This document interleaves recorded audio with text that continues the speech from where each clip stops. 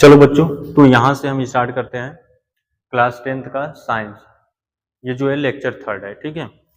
ये जो चैप्टर है उसका नाम है समतल पृष्ठों पर प्रकाश का परावर्तन, ठीक है। इसमें हम इससे पहले 2 और भी लेक्चर ले चुके हैं, ये तीसरा है, वहां पर लिखा गया है, ठीक है।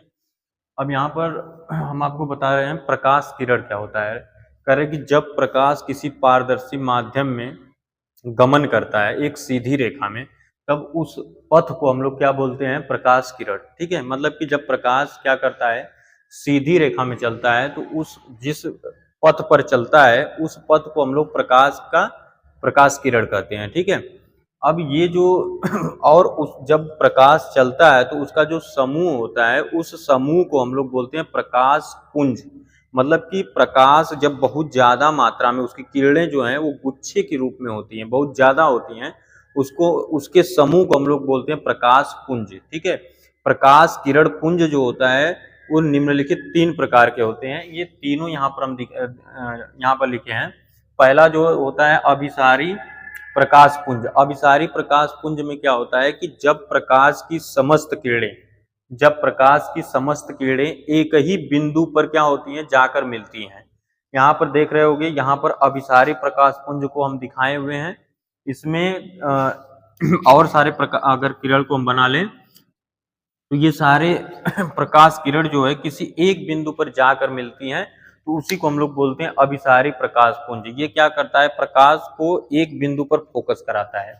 तो यहाँ से हो जाएगा प्रकाश की समस्त किरणें जब एक बिंदु पर जाकर मिलती हैं, सभी किरणें एक बिंदु पर जाकर मिलती हैं, तो उसे हम लोग बोलते हैं अभिसारी प्रकाश पुंज। ये क्या करता है, प्रकाश को एकत्रित करता है, एक जगह पर लेकर आता है, ठीक है।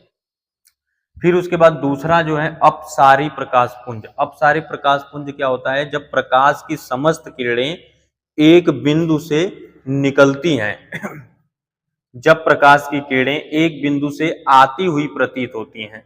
आती हुई प्रतीत का मतलब जैसे इस साइड यहाँ पर हम देख सकते हैं ओ बिंदु से ये प्रकाश की किरणें क्या है, निकल रही हैं। निकलने के बाद यहाँ पर इसीलिए बोला गया है कि आती हुई प्रतीत होती है। वहां पर एक बिंदु पर आकर मिलती हैं और यहाँ पर एक बिंदु से निकलती हैं। इसमें क्या होता है, प्रकाश फैलता है, ये क्या करता है, प्रकाश को फैलाता है, दूसरा प्रकाश को एकत्रित करता है, ठीक है। फिर आता है समांतर प्रकाश पुंज। समांतर प्रकाश पुंज क्या कहता है कि जब प्रकाश की किरणें समस्त किरणें वो एक दूसरे के क्या हो, समांतर हो, तब उसे हम लोग बोलेंगे समांतर प्रकाश पुंज। जैसे यहाँ पर अगर फिगर ड्रा करें तो ये हो गया और ये सभी किरणें क्या है, एक दूसरे के क्या है, समांतर हैं, तब इसको हम लोग बोलेंगे समांतर प्रकाश पुंज, ठीक है।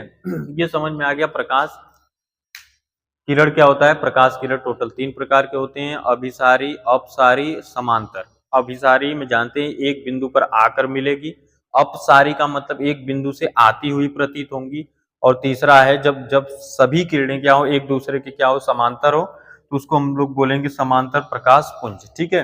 अब आता आगे वाली जो टॉपिक है वो है प्रकाश का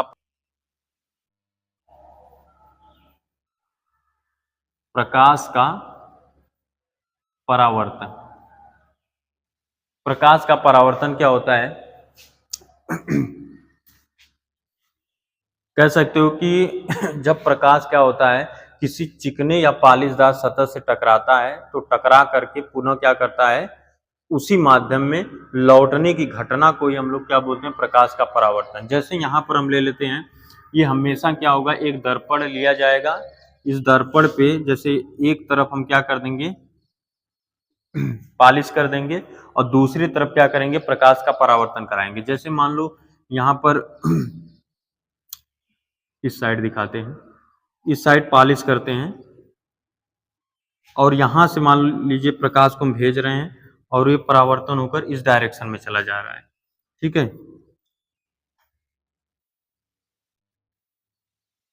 ठीक, ये दिखाया गया है। इस किरण को हम आपतित कराते हैं, मतलब इस बिंदु पर जब आपतित कराते हैं तो ये हमारा जो है वो क्या है यहाँ पर ये परावर्तक पृष्ठ है। इस परावर्तक पृष्ठ पर कोई भी यहाँ से हम क्या करते हैं, प्रकाश किरण को भेजते हैं, तो जब भेजते हैं तो इसको हम लोग बोलते हैं आपतित किरण। आपतित किरण है, और ये क्या होता है, परावर्तित किरण, किरण, ठीक है। और ये होता है आपतन बिंदु, आपतन बिंदु। और ये होता है ये परावर्तक सतह, सतह या चिकनी सतह भी बोल सकते हैं इसको। ये होता है आपतित किरण है तो ये आपतन कोण बोला जाएगा, आपतन, आपतन कोण, इसको हम लोग लिखते हैं आई से।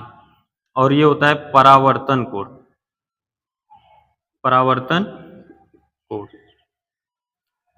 ये होता है, इसको आर से लिखा जाता है ठीक है। और ये जो होता है ये सीधा एकदम है, ये होता है अभिलंब, अभिलंब, ठीक है। ये हो गया। इसको यहाँ पर अगर हम ले लें यम ले लें और इसको क्या ले लें, यन ले लें, ठीक है। इसमें होता क्या है, जैसे परावर्तन कब होता है, अपवर्तन कब होता है, तो परावर्तन तब होता है जब कोई भी प्रकाश की किरण एक ही माध्यम में रह जाए। जैसे यहाँ से हम भेजेंगे इसको, ये इसी माध्यम में रह जाता है।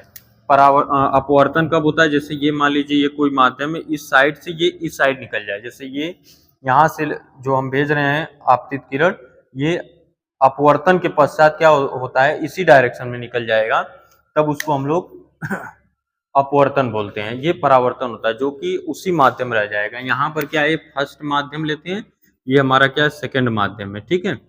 ये फर्स्ट माध्यम है और ये सेकंड माध्यम है। इसमें क्या एक ही माध्यम है, उसी माध्यम में जब हम प्रकाश किरण को भेजते हैं तो वो चिकनी सतह से, परावर्तक सतह से टकराता है, टकरा करके पुनः उसी माध्यम में लौटने की घटना को ही प्रकाश का हम लोग क्या बोलते हैं, परावर्तन बोलते हैं। अब आपतित किरण कब किसे बोलते हैं, जो जिस किरण को हम भेजते हैं परावर्तक पृष्ठ पर उसे आपतित किरण बोलते हैं। आपतित का मतलब कि लेकर आते हैं उस किरण को, और उसके द्वारा अभिलंब के द्वारा एक कोण बनता है। मतलब आपतित किरण जो आती है और अभिलंब, इन दोनों के बीच एक कोण बनता है जिसे हम लोग बोलते हैं आपतन कोण। आई से होता है इंसिडेंट, इसलिए इसको आई से डिनोट करते हैं। फिर उसके बाद अभिलंब और जो परावर्तित किरण होता है उससे एक कोण बनता है जिसको हम लोग बोलते हैं, ये होता है रिफ्लेक्शन, ठीक है। परावर्तन कोण होता है, एंगल ऑफ रिफ्लेक्शन, ठीक है। ये हो गया। अब जो प्रकाश का परावर्तन होता है, प्रकाश के परावर्तन का दो ठे नियम दिया गया है, ठीक है। वो कौन कौन सा नियम होता है, पहला होता है, पहला प्रथम नियम, प्रथम नियम। प्रथम नियम में क्या बोलता है कि आपतित किरण, परावर्तित किरण तथा अभिलंब, यहां से ध्यान दो, आपतित किरण पहला लिख लेंगे, दूसरा परावर्तित किरण और तीसरा क्या हो जाएगा, अभिलंब। कुछ नहीं करना है, आपतित किरण, परावर्तित किरण, अभिलंब तीनों एक ही तल में होते हैं। ये प्रथम नियम होता है, प्रकाश के परावर्तन का प्रथम नियम ये हो गया। अब आगे बढ़ेंगे, दूसरा हो गया द्वितीय नियम। द्वितीय नियम, द्वितीय नियम क्या कहता है कि आपतन कोण का मान सदैव परावर्तन कोण के मान के बराबर होता है। मतलब ये आपतन कोण हो गया, ये क्या हो गया, परावर्तन कोण हो गया, ठीक है। तो आपतन कोण का मान जो होता है वो सदैव परावर्तन कोण के मान के बराबर होता है। ये प्रकाश के परावर्तन का दूसरा नियम हो गया ठीक है।